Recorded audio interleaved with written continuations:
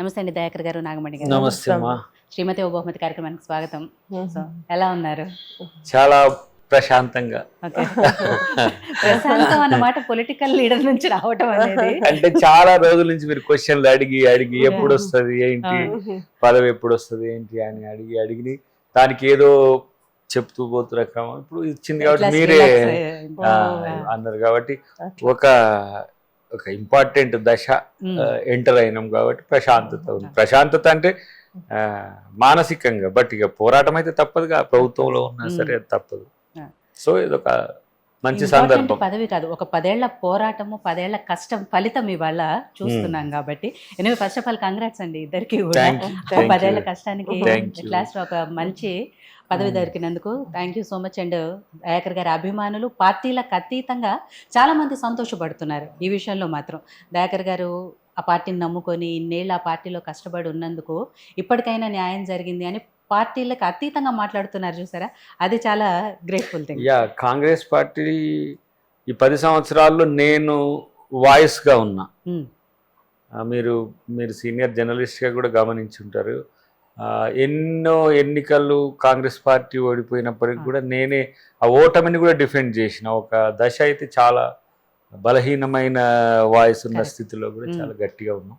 అంతకుముందు 10 సంవత్సరాలు మూవ్మెంట్ చేసిన క్రమంలో మనమేం రాజకీయ జీవితం కాదు, ఓన్లీ మన మూమెంట్ లైఫ్. సో ఆ టైంలో కొంచెం ఇబ్బందికరమైన పరిస్థితులు ఉన్నప్పటికి కూడా ఉన్నది కదా, మా శ్రీమతి ఉంది కదా, ఆమె ఆ ఇబ్బందికరమైన పరిస్థితులన్నింటినీ ఆమె చూసుకొని మూమెంట్కి నేను సంతోషంగా పోయే ప్రయత్నాలు చేసింది.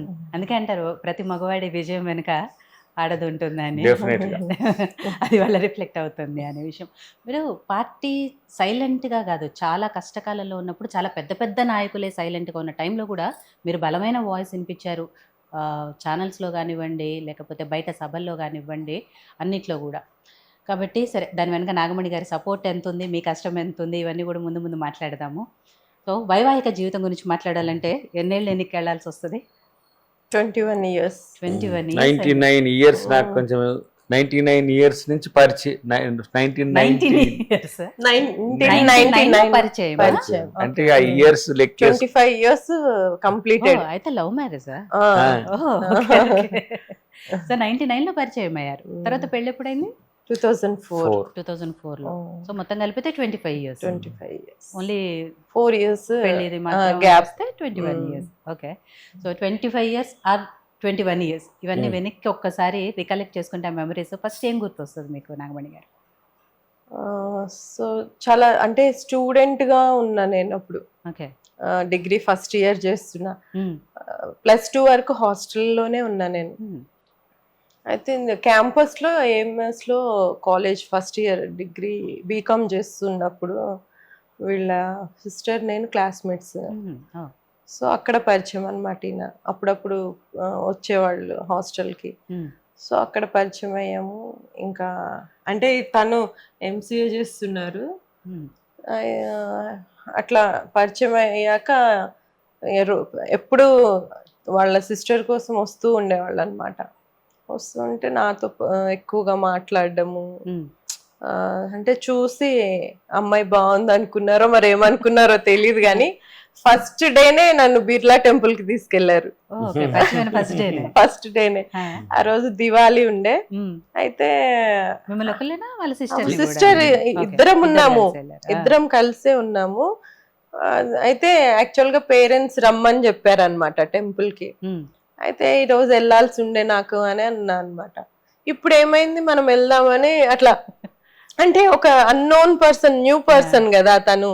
నాకు అంత పరిచయం కూడా లేరు, అసలు నాకు తెలియదు. ఫస్ట్ మీట్ అది, మా ఇద్దరిది ఫస్ట్ మీట్ అనమాట ఆ రోజు. అయితే అంత ఈజీగా వెళ్దాము అని అంటున్నారు అని అనుకున్నా. అంటే వాళ్ళ సిస్టర్ ఉంది కదా, సరే మనకి ఏం ప్రాబ్లం ఉండదు అని అనుకుని ఇంకా ఫస్ట్ డేనే ఇంకా చాలా అంటే ఫస్ట్ డే కలిసినట్టు లేదు అది. ఎన్నో రోజుల నుంచి పరిచయం ఉన్న అమ్మాయితో ఎలా మాట్లాడతారో అట్లా మాట్లాడారు అనమాట. యాక్చువల్ గా నాకు అంత పరిచయం లేరు బయట ఎవరు. మీరు అనుకున్నారా మనసులో ఫస్ట్ పరిచయం?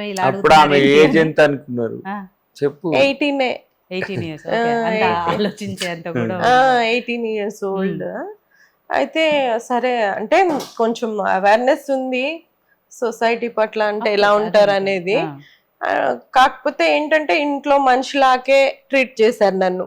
ఫస్ట్ మీట్ లోనే ఇంత ఫ్రీగా మాట్లాడుతున్నారు, ఇంత మంచిగా హ్యాపీగా, అంటే జోక్స్ వేయడం కానీ ఏవైనా ఇష్యూస్ ఇక్కడ, అంటే నేను బయట తిరగలేదు కదా ఇన్ని రోజు, హాస్టల్ కదా, అన్ని ప్లేసెస్ ఇక్కడే ఇక్కడ ఈ ప్రోగ్రామ్స్ అవుతాయి.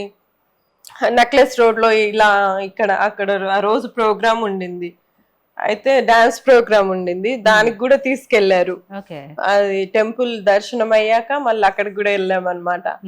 అయితే అనుకున్నా అనమాట, ఒక ఫస్ట్ మీట్ లోనే ఇంత ఎఫెక్షనేటివ్ గా మాట్లాడడము నేను ఎవరిని చూడలేదు అనమాట నా లైఫ్ లో.